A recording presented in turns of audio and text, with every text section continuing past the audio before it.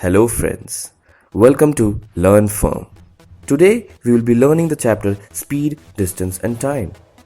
Learning this topic will be helpful to all the students, be it you are studying in school for semester examinations or you're learning it for the competitive examinations preparations. So to start with, I would like to introduce the key formulae of this chapter. These formulae are the basic pillars of this chapter. There are mainly three quantities in this chapter: speed, distance, and time. Standard way of representing speed is meter per second or kilometers per hour, and time, second or hours. Distance is represented in meters or kilometers. The quantity speed is equal to distance by time, and hence time is equal to distance by speed, and distance is equal to speed into time. This is the most fundamental and important formula for all the questions. Now, as we discussed that there are two standard ways of representing speed, distance and time. One is in terms of meters and seconds and other is kilometers and hours. So to convert from meter per second to kilometer per hour or kilometer per hour to meter per second, what do?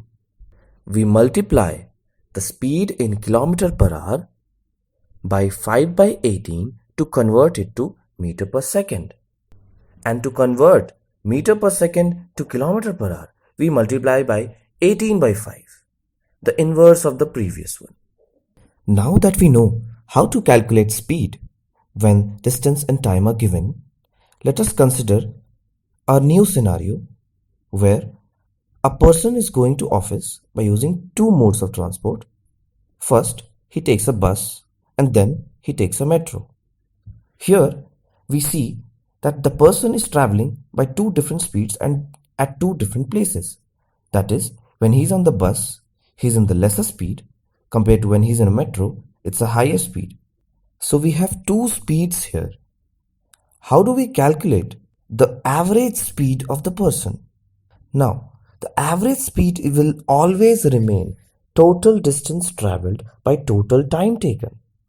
So here we will get the total distance by getting the distance from his home to office and total time combining both the parts of his journey. That is, how much time he traveled in the bus and how much time he traveled in the metro train. In these cases only, we use the term average speed as there are multiple speeds included in the journey of the object. Now let us quickly move on to a basic question of this chapter, which will make us understand how a question would look like of the chapter speed, distance and time.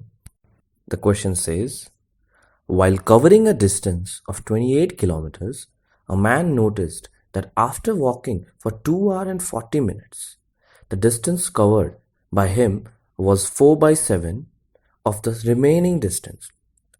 What was his speed in meters per second? Now, thing to notice here is everything is in kilometers and hour. So we don't need to convert to kilometers and hours to meter per second and meter per second to kilometers hour during our calculations. But the question has asked what was his speed in meters per second. So after calculating the speed in kilometers per hour, we'll be converting it into meters per second. To start solving the question, we need to know that what exactly is the question asking. It's asking what is the speed of the man. We have already learned speed is equal to distance by time and total distance is given as 28 kilometers. But the total time is not mentioned. So let us move on to step 2. When the man noticed, time elapsed was 2 hours 40 minutes. Converting it to hours completely becomes 2 plus 40 by 60 hours, which is equal to 8 by 3 hours. Let us assume the distance covered by the man till now as A. So according to the question, A is equal to 4 by 7 of the remaining distance. And 4 by 7 into remaining distance becomes 4 by 7 into total distance minus A, which becomes A is equal to 8 kilometers after solving the equation. So we have got the distance traveled by the man when he noticed that he traveled for 2 hours and 40 minutes. Now we will move on to step 3 to calculate the speed. Again, speed is equal to distance by time. Here, distance, we've already got 8, and time, question mentioned as 8 by 3 hours, which is equal to 8 by 8 by 3 is equal to 3 kilometers per hour. But if you remember, the question asked the speeds in the meter per second format.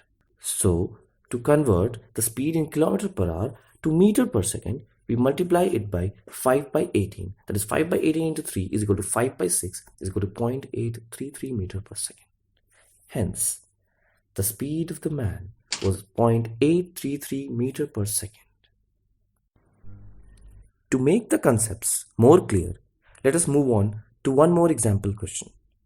Here the question says, A and B are two stations 390 kilometers apart. The train starts from A at 10 a.m. and travels towards B at 65 kilometers per hour. Another train starts at B at 11 a.m. and travels towards A at 35 kilometers per hour. At what time do they meet? Now, how do we solve this question? To find the time at which they meet, we need to find time elapsed when they meet. So, we will try to find the time traveled by both the trains before meeting each other. Step 1. Let us assume distance traveled by the train from A be x and speed of the train is mentioned as 65 kilometers per hour. So according to the formula time is equal to distance by speed, it becomes time taken to meet is equal to x by 65. Step 2. Now since the distance between the two stations is 390 kilometers, the distance traveled by the train from B becomes 390 minus x, as x was the distance traveled by train from A. So the distance traveled by the train from B becomes 390 minus x. And the speed of this train was given as 35 kilometers per hour. So the time taken to meet becomes distance by speed is equal to 390 minus x by 35. Now let us move on to step 3, which is the final step to calculate the time. Since train from A started 1 hour ahead of train from B, that is 10 a.m. Travel time of train from A is equal to 1 plus travel time of train from B. Imply x by 65 is equal to 1 plus 390 minus x by 35. On solving this equation, we get x is equal to 276.25 kilometers. Hence, time taken by train from A is equal to x by 65 is equal to 276.25 by 65 is equal to 4.25 hours. Hence, they meet at 4.25 hours past 10 a.m. That is 2:15 p.m. So what do we understand from this problem? We understand that when two objects meet, the thing common between them is time. So we can always equate time traveled by each of them considering the difference of time they start, and we can get the variables which we have assumed. So I hope the previous two example questions were helpful. And now let us move on to the basic fundas that would always help us in solving the questions related to speed, distance and time.